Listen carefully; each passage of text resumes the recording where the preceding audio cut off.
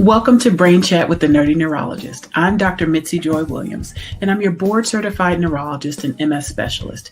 My mission is to engage, educate, and empower those affected by MS to become an active part of their healthcare team. Here on Brain Chat, we'll be talking all things MS, health and wellness, advocacy, and we'll throw a little bit of music and music therapy in there as well. Thank you so much for joining us, and stay tuned for the next episode.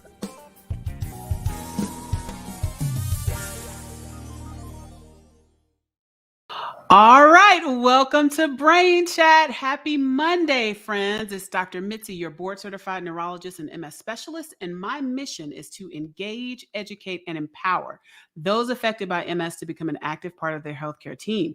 I am so excited because I have an amazing guest with me here tonight. Listen, I know I say that every time we get on Brain Chat, but I'm serious this time. We're going to have so much fun talking about treatment for multiple sclerosis. You guys know how we do when we get started. Go ahead and drop in the chat where you are logging in from. I bid you greetings from Atlanta, Georgia, where it was 30 degrees yesterday and 70 degrees today. So we've got crazy weather going on down here. But again, I'm really excited. Today, we're going to do our second part of MS 101, where we'll be talking about therapy for MS, and we'll be talking about kind of the goals for therapy. We'll talk about some of the specific medicines, and then we'll have some time for questions at the end. If you guys remember, you can drop your questions in the chat throughout the broadcast, and we'll try to get to as many as we can before the end of the program. So log in, tell us where you're logging in from. I see a Jacksonville, Alabama. Okay, I've never heard of Jacksonville, Alabama. Jacksonville, Florida, yes, but Alabama, no. All right, so coming to the stage is my amazing guest, Dr. Aaron Boster. Now, Aaron is an MS powerhouse that has been in the MS space for many years. He recently opened his own center, the Boster Center in Ohio. And I will have him come up and talk a little bit about his journey in being an MS specialist. And he is an amazing YouTube person. If you do not subscribe to his YouTube channel, you need to subscribe because he has some amazing information. And I'm going to bring him up right now. Hi there, Dr. Boster. How are you? I want to run up the stage and then give you a big hug, like on a talk show. I'm so excited to be here. Absolutely. Absolutely. Well, welcome to Brain Chat. So we got folks logging in from Albany, Washington, D.C. We got somebody from Oklahoma. All right. Keep dropping in the chat. All right. So we're going to go ahead and get started because this is going to be an action-packed episode, right? So tell us a little bit about your journey and how you became an MS specialist in your practice. With pleasure. So I'm a Midwesterner, grew up in sunny Columbus, Ohio, where there is no sun for half the year. I don't remember a time in my childhood when MS wasn't a factor in my life. My uncle had MS long before I was born. And that was a constant. I come from a very small, close-knit, third-generation American family. I spent a lot of time in my grandparents' house growing up. That's where he lived. And Mitzi, I was 12 when I decided that I would become an MS doctor. I came to my grandma's house. My uncle was in the living room where he was sitting in his wheelchair watching TV. My mother and grandmother were holding hands. Their heads were bowed. They were crying and praying. And they were crying not because my uncle had MS. They were crying because they couldn't get a hold of their doctor. And they were scared and they felt alone. And nobody wants to see their mom cry. Wow. I told my mother that I would learn to do it better, that I would learn to do it better than the men that were taking care of him. Now, let's be honest. I didn't know that I'd do 27 years of school or that I would be completely bald by the time I finished my training. I didn't know that I'd have to learn like more 8-syllable words than a human should learn. I just knew that nobody should make my family feel that scared and alone. And so, you and I live parallel lives in our journey. It's my mission to help people impacted by MS live their very best life. And through my efforts on social media, very similar to what you're trying to do, I want to energize and empower, and I want to educate people to be their own advocates. And so I am so tickled to get to be here with you right now so that we can have this conversation. Awesome. Awesome. And there's so many parallels there. And that's the first time I heard you share that story, Aaron, actually. But for me, it was just being in practice and seeing how people needed that extra touch. They needed that extra care, how they would come to me from other places and say, oh my God, somebody gave me a stack of pamphlets, told me I had MS over the phone and sent me away. And so I realized that I wanted to do things differently. And so it's been amazing that we've been able to carve out these spaces where we can practice and see patients, but also do this other work that really reaches a much broader audience. So you are spot on. And if you think about this, let's pretend that you see a patient quarterly, right? So on one hand, you could dust your shoulders off because you're seeing them twice as often as the national average. Right. But on the other hand, they still have MS 361 days a year and they're nowhere near you. Right. And so how are you going to up their game if you don't do this podcast? How am I going to up their game if I don't make a YouTube video every Monday? I mean, we can extend our reach and we can help people when they want to be helped, because people may be listening to this live, but there's going to be other people that are listening to it at 3 o'clock in the morning in the privacy of their own space. And they're going to get, I hope, something out of this. And so I think our efforts spent in social media and elsewhere, it's just another opportunity to educate and help people live a better life. Absolutely. Absolutely. So well said. And when we talk about empowering people, one of the things that I spend a lot of time talking about is treatment for multiple sclerosis. Now, when we talk about treatment, I definitely like to look at things from a holistic approach, right? So, I say there's a part you play and there's a part medicine plays, and there's no medicine that takes away the part you play in your own health. But today, although I do spend a lot of time focused on things like wellness, yoga, meditation, diet, exercise. Today, we want to focus a little bit more specifically on treatments, because we know that those two things together really give us the optimal outcome with MS. Now, what would you say to those patients who say, Dr. Boster, I really just want to, change my diet, and why do I need treatment for MS? What would you say to those people? So I would start by saying that we can't have this conversation until we take 2 steps.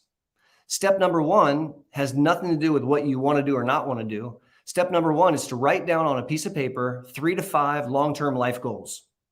Right. So Mitzi, I do not discuss disease modification without first having a conversation about life goals, because I need to know why we're fighting. I need to know, what's the dealio? Are you trying to climb Monte Picchu? You trying to get a husbandectomy? You trying to open up your own franchise? I mean, what are we doing here? Right. So I want to start with those life goals. It's my experience that if you use the life goal as the point of focus, things fall into place a little bit better, because then second to stating life goals, now we can have an engaged conversation about MS goals. So, I'm a student of the concept of NEDA, no evidence of disease activity. And we could spar about why that's good and bad and purple and green. But the bottom line is, I want to elucidate my goals for MS in the context of your life goals.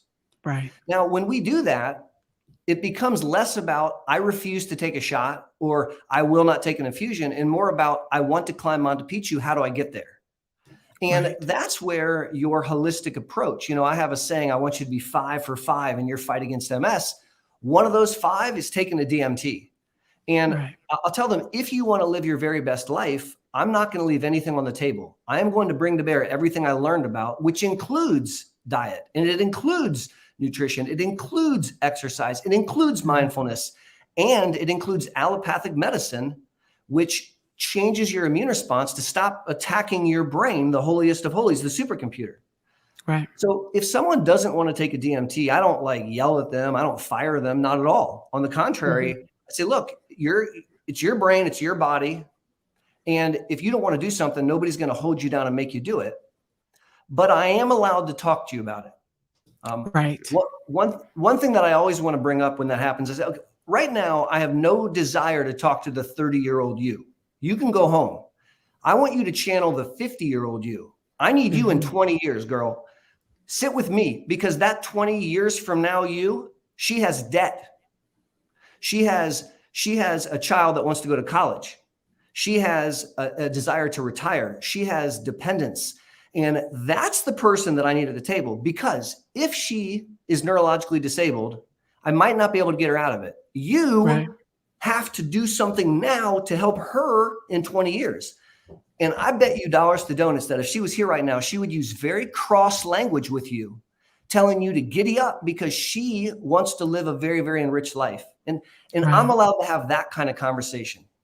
Absolutely. And I agree 100%. So I always say, we have to think not just about how you're doing right now, but how are you going to be doing 10 years, 20 years, 30 years from now? So And the important. things that we do now can affect how you're doing 20, 30 years from now. Yeah. And the other thing I would say is that I also agree if I have people who are, just very unwilling to try certain medications, what we say is, hey, let's do this. Let's see how you do in a couple of months and let's repeat an MRI, right? If that MRI looks worse or you're worse, we revisit, right? So again, it's about not necessarily dismissing people because they don't agree with everything I say, but we continue to have that conversation. Amen. And even if you're on a treatment, every visit is an opportunity to discuss that treatment plan and what our goals are. And so you said something also about goals. So let's focus a little bit on the goals. One of the things that people often say to me is, Dr. Mitzi, why should I take this if it's only 60% effective or if it's not a cure? And my answer to that is always, name me 5 diseases that there are cures for. Yep. Crickets. Right? We manage MS like we manage other chronic conditions. We just have a little bit more at stake because we're talking about your brain and your spine, not necessarily your sugar, right? Which we can have come down immediately. So let's talk about kind of what are we looking for as success with treatment? What does success mean to you? It's a beautiful question. And I actually use the exact same analogy. I tell people, people say, well, Dr. B, when can we cure MS? And I'll tell them, I don't think that in my lifetime we will cure MS. And that's not for lack of desire or effort. It's that our understanding of the immune system is too infantile to be able to cure the disease. But to your point, in 2022, we can make MS boring. And there are other diseases like diabetes, which used to be a death sentence. People would die from diabetes. They go into renal failure, 20, 30 years into the condition.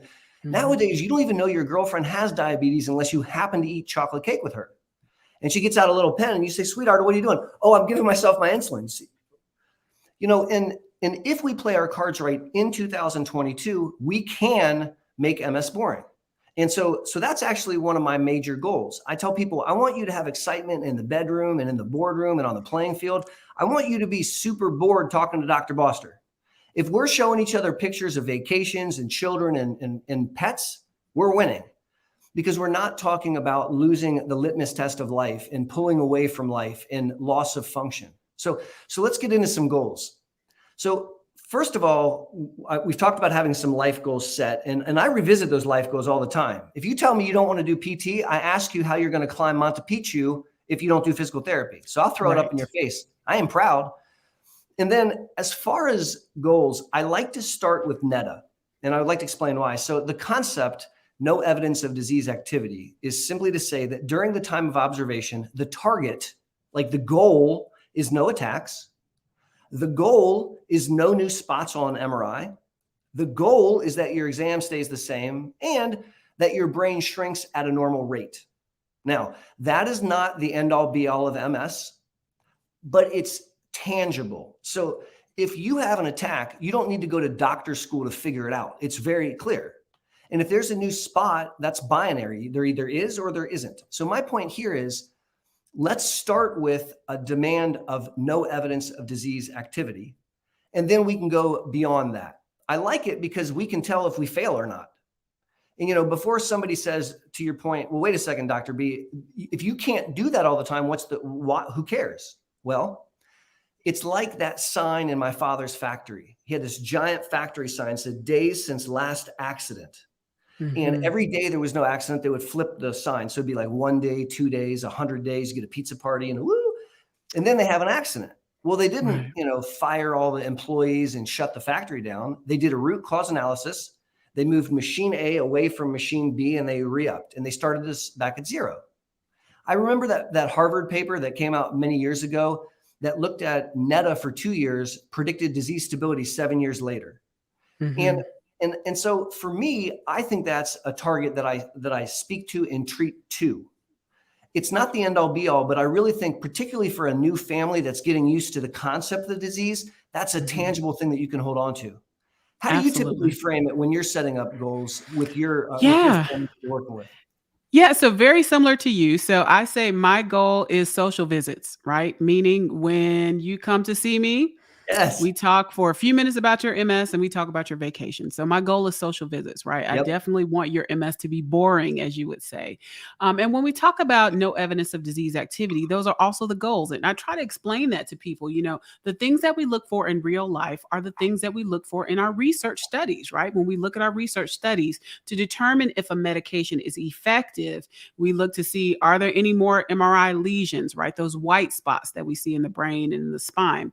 Are there, relapses? Are you having those episodes that, are lasting at least 24 hours or more and not accompanied by a fever or infection, stuff like that? And then, we want to know about progression, right? In our research studies, we use a certain scale called the Edss scale, and that doesn't always translate exactly to real life, but certainly we can look and see if you're having worsening. Like Dr. Mitzi, 6 months ago, I could walk 2 miles. Now I can only walk 1.5 miles before I have to sit down. So we look at all of those things to determine if a medication is working or if it's not working. And so if we see one of those boxes that's not checked, then we reassess. And I have 2 rules of thumb, and my rules of thumb are if it ain't broke, don't fix it, right? So if what we're doing is working, you're doing great, you're tolerating it okay, then we keep doing what we're doing.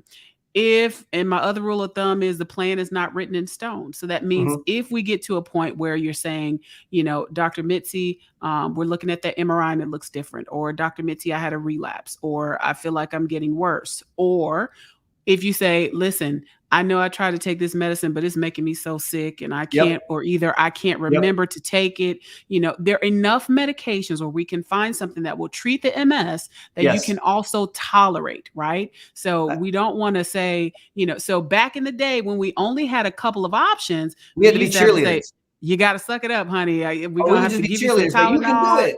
Yeah. And we used to give people breaks. We used to give people like 2 or 3 month breaks from their shots because they just, were having such a rough time.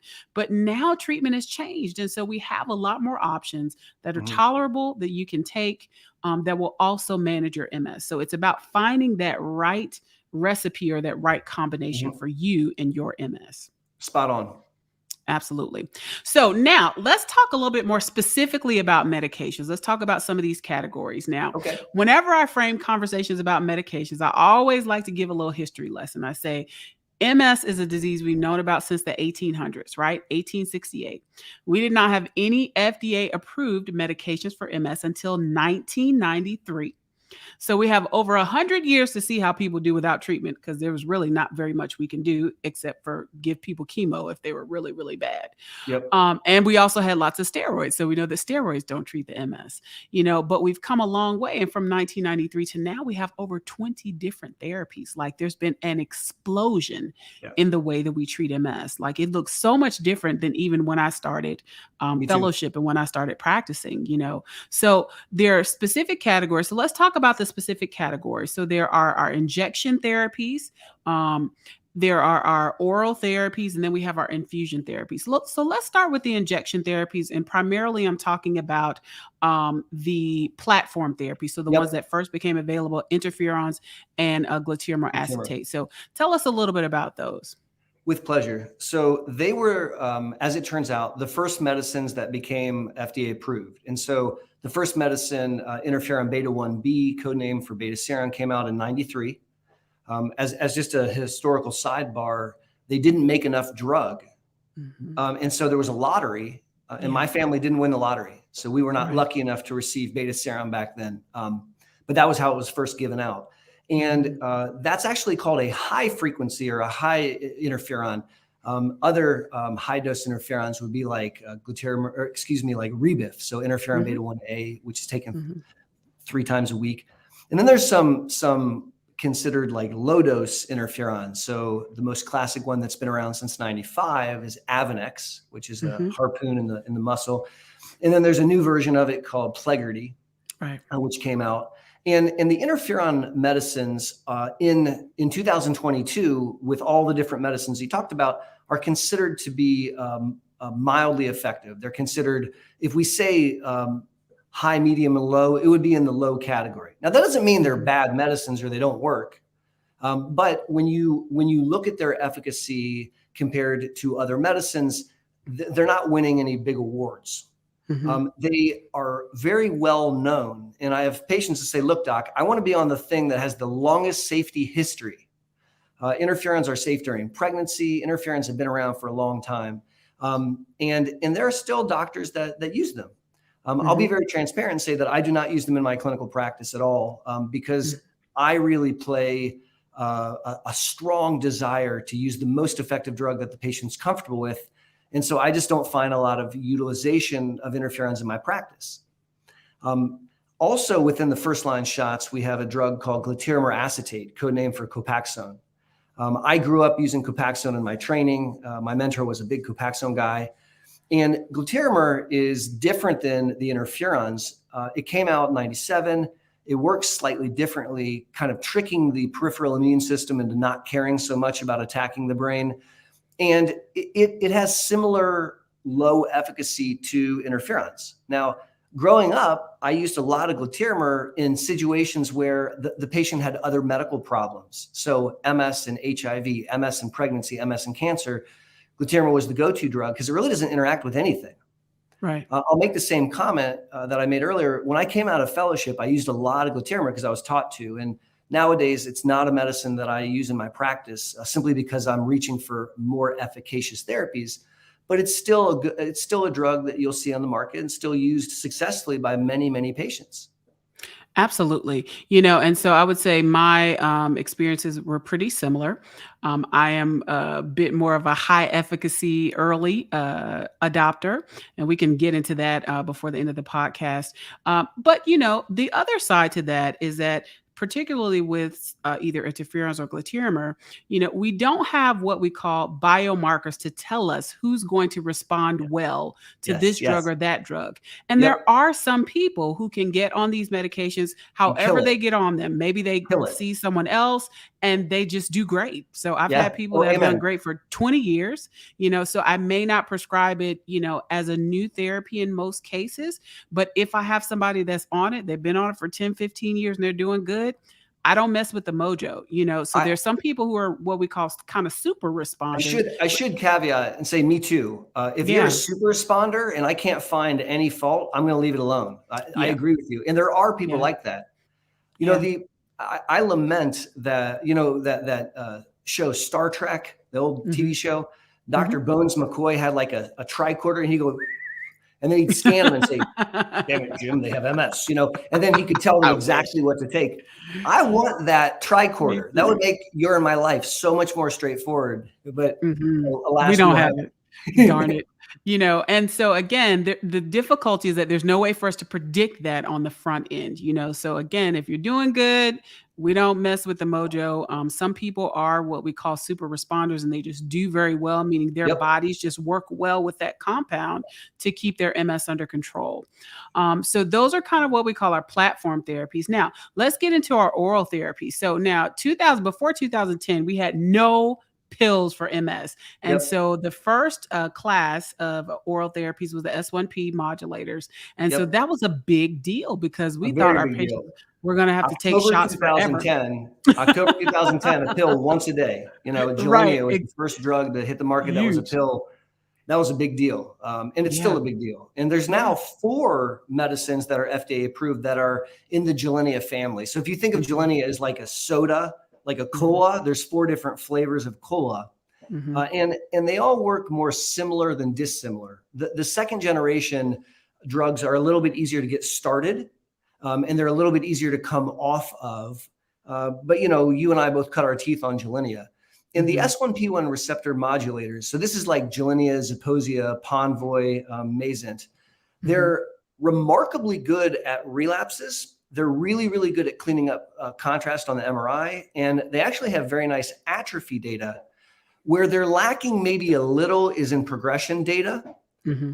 I view these drugs, in my own opinion, as a perfect drug for a stable young person who doesn't have a heavy burden of disease and likes to like bop around and go to the gym and may not spend every night at home and is out and about. You know, I always envision you throw your Mazin or your Gilenya bottle in your gym bag and you just go, go, go. Mm-hmm. And I think that, you know, they're a good medium class of medicine. What's been your experience using them in the modern era? Absolutely. You know, so again, you know, there are the newer ones are what we call more selective. So the newer generations of the S1Ps potentially can decrease some of those side effects. So we don't have to do things like first dose observations. You know, everybody still pretty much got to get an eye exam. But the titration, so instead of, you know, getting that power pack dose in the beginning where we have to watch your heart rate, they kind of slowly work you up so we don't have to deal with as many side effects, and they're much easier to get on. Some of them you do have to watch which foods you eat. Some of them may interfere with other medications, you know, so depending on which one you and your doctor talk about, you have to talk about those specific side effects. You know, in a perfect world, we just pick whatever drug we want, but there is this little thing called insurance. And so sometimes we might want you to be on this particular one, but we, you know, may have to switch to one of the other ones because of insurance concerns. But certainly has been a very good, you know, a drug that's been well used for many of my patients. Many of them tolerate it well, you know, but again, every decision has to be one where you sit down and talk with your doctor. Correct. Now, right after that one came out, there was teriflunomide or Aubagio, right, which is another once a day pill for MS. This one, the efficacy data was not quite as robust as we would see with the S1P modulators. And in the beginning, you know, the main issue was that there were lots of laboratory tests that need to be done within the first 6 months. So it was a little bit of what I call kind of high maintenance for folks to get on. However, one of the interesting things is one of the side effects that we were most concerned about, which was liver problems, because there's a drug that's similar to it that's used for rheumatoid arthritis. Once it came out, we really didn't see as much liver problems as we thought we were going to see, you know. So and then the other thing is the hair. So you know, there is a small risk of a little bit of hair whatever thinning. Are you talking about, doctor? Well, you know, I'm not looking at your head, you know. I'm just, you know, so pretending you could look at your head and my head with a reflection. You know, when Aubagio first came out, I didn't like it. You know, this is 2013, and I was not enamored with the relapse data, and I kind of poo-pooed it. And transparently, it's become a favorite drug of mine, but it's become a favorite drug of mine in a very specific location. So I don't prefer to use Aubagio in the first half of the disease. I don't prefer to use it, you know, 30s, 40s, what have you. But when I have a patient who has gotten to their 60s and 70s and they're stable as Mabel and they're on something, I love using Aubagio as a so-called de-escalation maneuver. Because I want to keep them on something. I don't want a lot of hoopla. And after you get past the first 6 months, it becomes a little bit more copacetic. And it's been a great way to help folks keep their disease at bay, you know, without having a lot of going on. And the one thing I want to point out is, whereas Aubagio is not amazing at relapses and new enhancing lesions, it's actually pretty solid at brain volume loss and progression of disability. Absolutely. So when you have a 60 or 70-year-old, you're less concerned about a new attack or a new spot. You're more concerned about brain volume loss and progression. And so I think Aubagio has a very, very nice home there. Another just sidebar, in case some people are listening and they're pharmacologically savvy. The other compound that you mentioned, Arava, is actually the prodrug for Aubagio. So when you take Arava and put it in your mouth, the very first thing that happens is it becomes Aubagio. And Arava is generic and costs $20 a month. And so if there's ever a situation where someone is struggling to gain access to medicines, I always like having that in my back pocket. And then sometimes, you know, that really saves the day. Yeah, absolutely. Absolutely. And I would agree the progression data, meaning, and when we say progression data, we mean when we look at our research trials, they look at those disability scores to see who gets worse over time in Mhm. those clinical trials. And Yep. so they had actually two studies where they showed that there was a significant reduction in the likelihood that someone would progress from their MS during the clinical trial. So it actually is impressive. And even when they've been compared to some of our newer drugs, they It have still holds done on. very well in Yeah. they've held up in terms of progression. So that It's data like, is really it's the little impressive. engine that could, it's just, it's sitting in the Exactly. background, kind of like, I'm not going to quit. Exactly, exactly. Now, what about our fumarates, right? So we have Yes. dimethyl fumarate. Yeah. So talk a little bit about those. So the very first fumaric ester that came out, dimethyl fumarate, so this is Tecfidera, Hmm. is a twice a day pill. And it works by tricking your cells into thinking they're under oxidative stress. So they respond with an antioxidant cascade of loveliness, which turns out to quell your MS inflammatory activity. It activates this NRF2 pathway. And it's really the first time that we learned about mitochondria and about energy in MS. And so that was Hmm. a real huge education for all of us. There's a second drug that came out just a few years ago called diroximal fumarate, and so that those two drugs are actually prodrugs. When you stick it in your stomach, they turn into the same thing, and Hmm. they're very, very similar. They're both twice a day medicines. We can see some GI upset, and let's be honest, taking a medicine twice a day is a bit more challenging than once a day. And Hmm. so the patients that we put on Tecfidera, we really have to make sure that they're able to successfully do it twice a day, Right. because if you do it once a day, it doesn't work too well.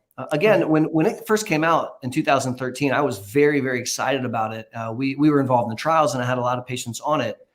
If I fast forward to 2022, very few people I still have that are super responders. And Yeah.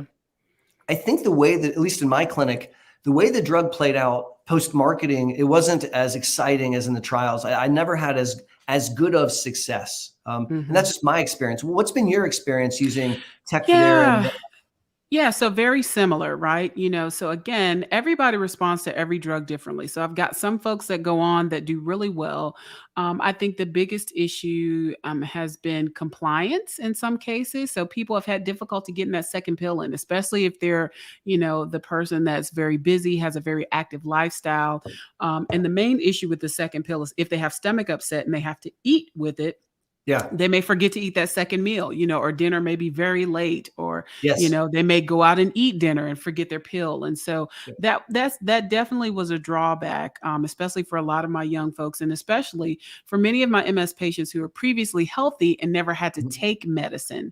Correct. So if you're a person that kind of has a pill box because you have other conditions, it might be a little easier to pop that extra pill in there. But if Yes. you've never been on medications, it can be very difficult to kind of fit in taking something twice a day.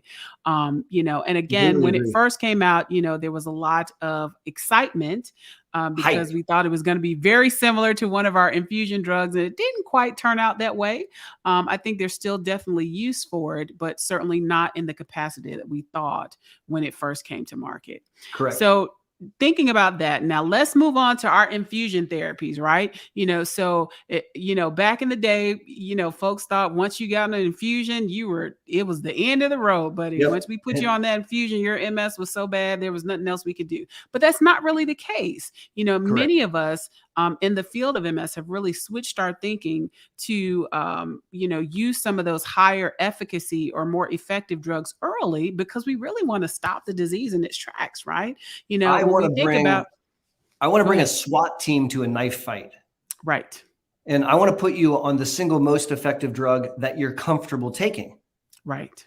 So if you're most comfortable taking first line therapy, so be it. But I'm going to talk to you just like you do. I'm going to talk to you about the biggest dogs that I have available. Um, and I agree with you. I think many of us, and I think, you and I are in good company saying this. Many of us have started to realize that the earliest application of these highly effective medicines changes the disease course for the better. So that Mhm. 20-year later she's crushing it. She's dancing, and that's what we want to do. Mhm. It turns out that some of the most effective medicines are monoclonal antibodies. So they're biologic keys that have very, very specific targets. And most of them are infused in the vein IV. One is a shot. But this is a category of medicine that I try to spend the majority of my time in. I don't want to leave pills without talking about Mavenclad. Right. I was gonna bring that up. So it's a pill, but it's a little bit different than our other oral therapies. Upper area. Mavenclad is induction. It's microinduction therapy. So you take a pill for 5 days in a row, wait a month, take a pill for 5 days in a row, wait a year, and then you repeat once. So 10 pills the first year, 10 pills the second. And it's inducing your immune system. It's a different way of treating it, one that I'm actually very fond of. But that's a pill that I actually, during the pandemic, have become very excited about, in part because it doesn't interfere with mounting COVID vaccine responses. And so that drug has found a home in my clinic because of the pandemic. I don't know if you've had a lot of experience with that. So I actually have, and part of it was because of, some of the different populations I treat. I spend a lot of time, with underserved populations. In one of the particular county hospitals that I was working with, there were sometimes concerns about if people could get to the doctor, right? There may be periods where they may not be able to come for 6 months. And so how could I treat their MS and give them something that will last long enough so that if something happened, they would still have their MS covered before they could come back to see me. And so that's been, a really good therapy for those patients, but as well as some of my other patients, again, talking about what are the side effects that people are willing to, put up with, for lack of a better term. But so that's an oral therapy that's a little bit different than what we typically think of as our oral therapies. Now, let's talk about another drug that kind of is an induction as well. Let's talk about Alemtuzumab. So one of my favorites. So let's talk about Alemtuzumab, or Lemtrada is the other name for it. So Alemtuzumab or Lemtrada is a monoclonal given in the vein, and it's given for 5 consecutive days, and then you're done for that first year, and then it's given for 3 days.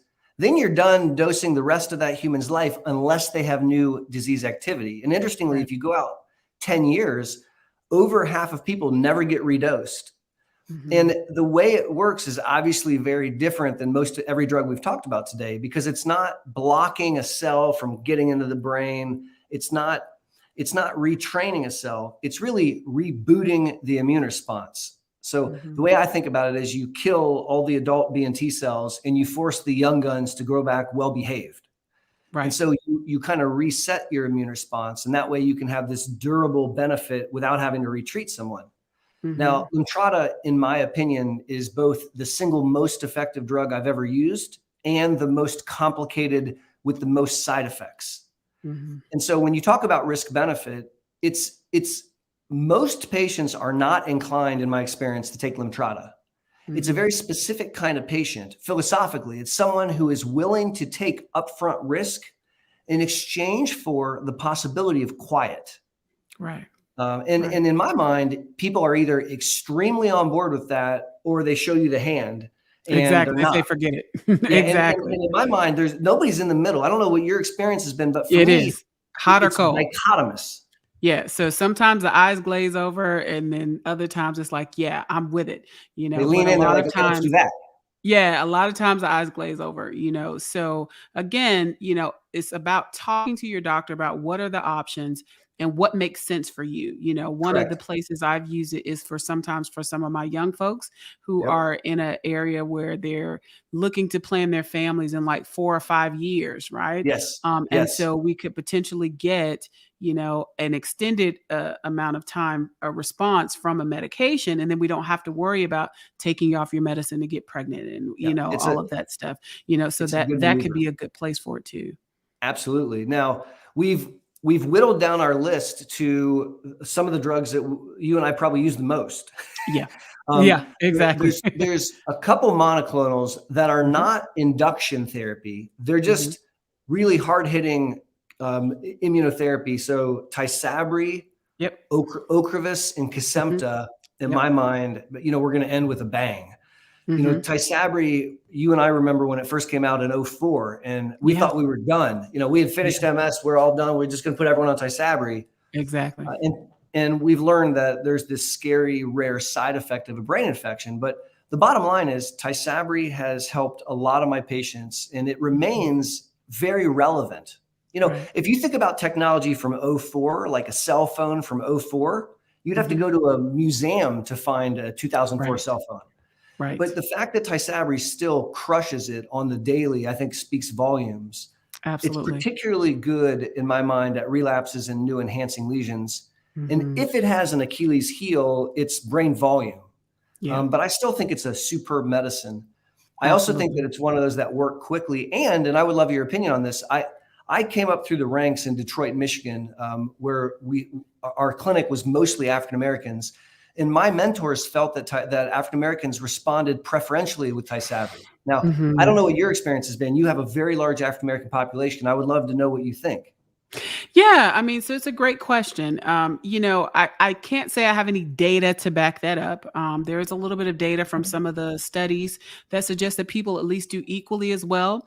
But Mhm. what I will say is that for my patients who have aggressive disease, meaning they have lots of enhancement or Yes, lots of enhancing lesions on the MRI, relapses where they have lots of symptoms and significant disability, I have found it very much able to quiet those symptoms down, it's huge. and to quiet that disease down. And many of my patients who have very active disease happen to be African American, Sure. so you can make that correlation however, but it has been a very effective drug in that And then, population, which leads it go ahead.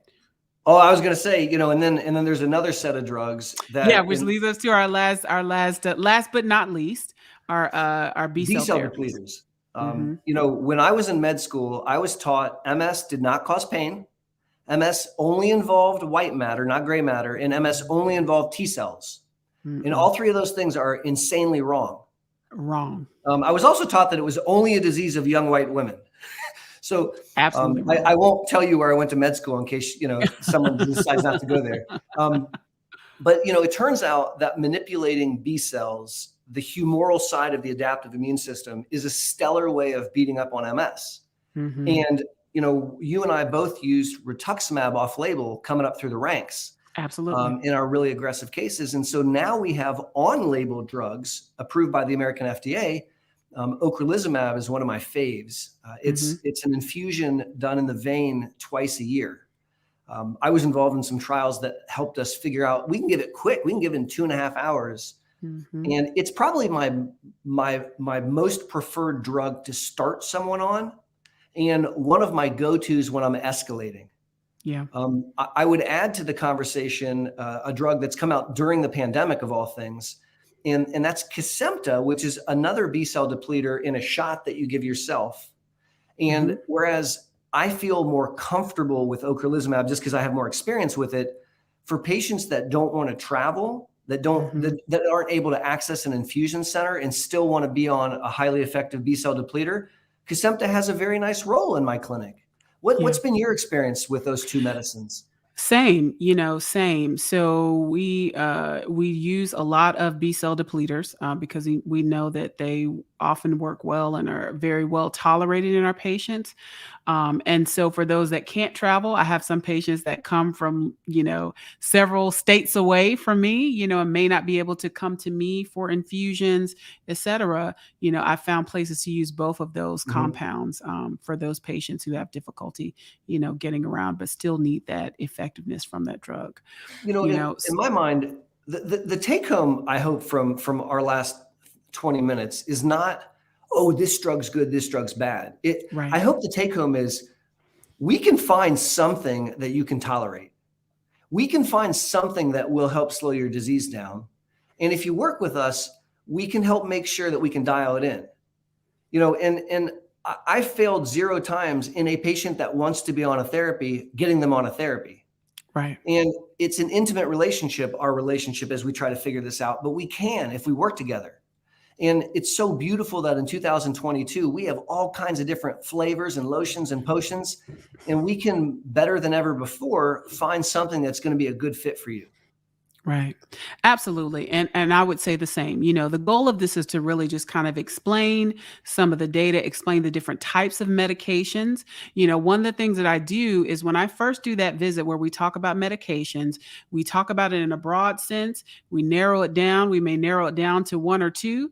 I Hmm. want you to go home, do a little research, come back, ask me some questions, and then we make the decision. So this is Yep. all about informed and shared decision making. This is a Amen. process that you sit down with your neurologist or your neurology team. Don't be afraid to ask those questions and make sure that you have a good understanding of what your goals are when you're going on to a therapy. And if We you're not comfortable, say you're not comfortable. We'll either, try to give you more information, or we'll say, hey, maybe this is not the plan for you at this time. we are so So aligned. We're so yeah, aligned. I absolutely, absolutely. That's crazy. That's I've crazy. done when I do a new consultative visit, it's my style to do it in two segments. I do two separate Absolutely. visits on Break it up. purpose. Gotta break it The up. first visit ends with delving out homework assignments because everyone Mhm, has to do their life goals, rank their worst symptoms. And then I will invariably, and I do it slightly differently, I'll give them like two drugs I want them to learn about. And I may mhm, refer them to my YouTube channel to like bone up on mhm, it. And then mhm. during the second visit, we go through an exercise where I will write 5 drugs on the board that I think they're appropriate for in my order of opinion of efficacy. And then we Mhm. talked about the first one, the good, the bad, the ugly. And if you dig it, we're done talking. And if you don't dig Right, it, we downgrade. We talk about the next one. And we go right. through a process very similar to what you're talking about. I Yeah, think we have to allow the human and the family to prepare themselves, to prepare their absolutely. questions. So they're not like a deer in the headlights as you're saying all these strange words. They've had some Right. time to absorb it. And Absolutely. I'm sure you agree with this. If they aren't ready yet, I do not want to make the decision. I tell them Right, it's not my goal that we pick today. It's my goal that we talk today. right, Because this is something, this is a drug that you're going to take, until you die or until we find something better. So we right. don't need to rush into it. I want to make darn sure that you feel really good about that decision. Yeah. Yeah, absolutely. I have a horrible drawing, so I am by no means an artist. My brain looks like a J, and I draw my blood-brain barrier. I draw my Well, T cells and my B I love cells, it. and I have my analogies. Sometimes it's a rap star and a sidekick. Sometimes it's a cheerleader and a football player. It just depends on who I'm talking to. But I also like to kind of, display those things, talk about, Mhm. what our options are, and then give people some time to kind of chew on it because it is a big decision. Now, you said something that leads to one of our questions. One of our questions is I thought you could only be on a medication for a certain period of time. Mhm. So that my answer to that is not necessarily. We're on it as long as we're working, as long as it's working. Yep. Where that may come into play is for some of my patients, let's say, who are on medications like a medication like natalizumab, right? And so we know that there are certain things that increase the risk for that brain infection. So if you've been on the medication for a certain period of time, if you have that positive blood test, that JC virus test, or if you've been on chemotherapy in the past. And so if we're getting to a certain period of time and maybe that blood test goes from negative to positive, then it doesn't necessarily mean you have to come off, but we definitely have to have a conversation Yes. about the safety, revisit it, and decide, is that still what we want to do, or is it not what we want to do? But for in any other instance, I've not had any medications, well, maybe except for mitoxantrone, which is the old school one we don't use anymore.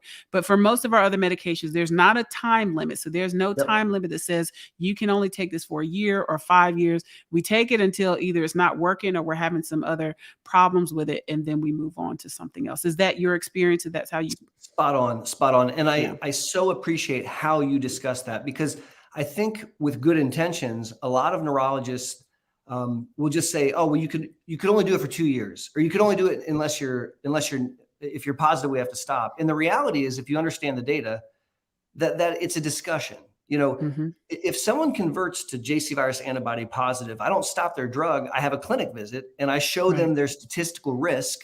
Hmm. And if they say, "Oh, I'm not comfortable with that," we come off. And if they say, "Well, that doesn't bother me," then we stay on. Right. And I love what you said. It's a constant conversation. We're Hmm. constantly evaluating the risk of that particular therapy against the benefit that it's providing Yeah. because we can't predict Absolutely. things like global viral pandemic. That wasn't in the factors when we took medicines. Absolutely not. So we have to be flexible. Absolutely. We got to be flexible. Now, here's another question. What's the difference between Rituxan and Ocrelizumab besides killing off B cells? So the biggest difference is in the spelling. So okra starts with an O. No, I'm just being silly. They're actually very, very similar. So both of them are monoclonal antibodies, meaning they're biologic keys or smart bombs. Both of them target actually the same place. There's an epitope, like a hang tag called CD20. So they both bind to CD20, and they both result in killing B cells. Now, they do it slightly differently, and I mean slightly differently. And so the medicines are probably more similar than dissimilar. I will tell you that I've had situations where a patient was on one and didn't do very well, and they did better on the other. And so I do think that some of those differences are probably not just whatever, they're actually relevant. I'll also share that Ocrelizumab in 2022 has way more data, way more safety data, way more years of experience than Rituximab.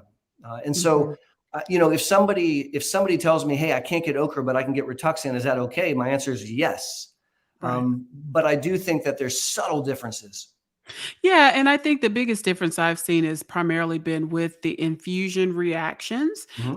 So, basically, when you take that medicine and it's killing your B cells, it releases chemicals at that time or releases cytokines into your bloodstream that can make you have a reaction. And so I've had some people who had a little bit more difficulty with Rituximab than they have with Ocrelizumab. But again, it's very individualized across patients. But in terms of how they work very similarly. Like in case any of the podcast listeners find themselves on Jeopardy, let me teach you a funny, goofy thing.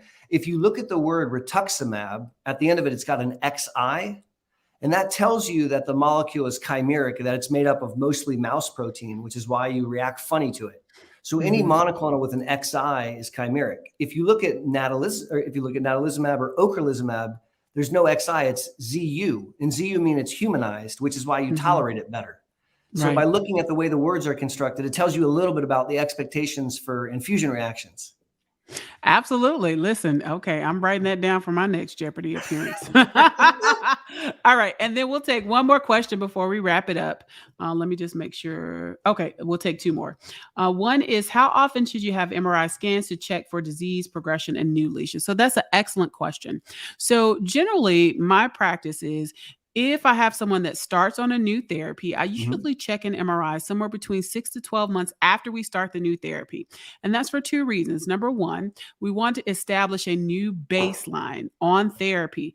Oftentimes, there's a period of time from when you had your last MRI and we decide to switch between you actually starting your therapy. And then we also know that most medications take maybe a couple months to get into your system. So there may be a little bit of change between that last MRI and that new one. So we want a new baseline to say, okay, this is our new MRI on medication. If we see any changes from here, then we know it's not working. The other thing we want to do is we also want to make sure that there are none of those enhancing or active lesions, because even though medicines often take some time to get into your system, by 6 months, we really shouldn't be seeing any of those active lesions. So that may be kind of our first little hint that let's make sure that we watch this very closely, so that if we see any further changes, we need to come up with a new plan. Anything else you have to add to that? We practice so similarly. So I like to get what I call a 6-month rebaseline scan. So I start you on whatever the drug is. 6 months later, we're going to get a picture. And just like you said, if we see drama, new spots, we're not going to freak out. I just repeat it 6 months later.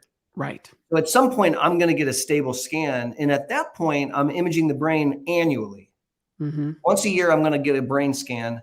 When you get into your 60s, if your disease is quiet, I may back off to every other year, depending on your comfort level. Now, the cord, I image the cord more than I'm supposed to. I do it all the time, every year. Yeah, when you meet someone, I think brain CNT is what it's about.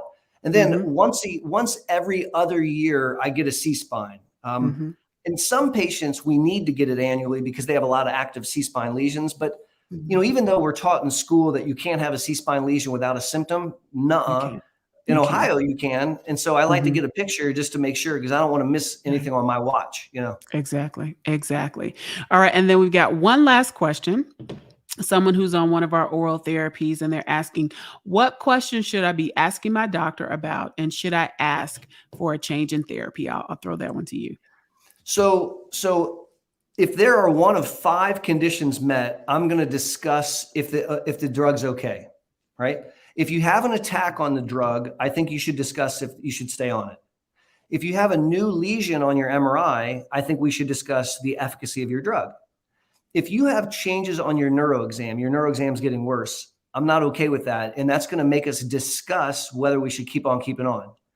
If you can no longer tolerate your drug, so an oral drug that's making you feel yucky, and so you're having trouble taking it, or if the safety profile of the drug changed, those are reasons to pause and ask yourself, is this the right decision? You know, if you're on oral birth control and you get pregnant, it didn't work.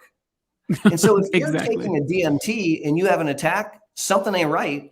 And it doesn't mean that you're required from up on high to stop the drug, but I do think it's a requirement that we talk about it and discuss other options.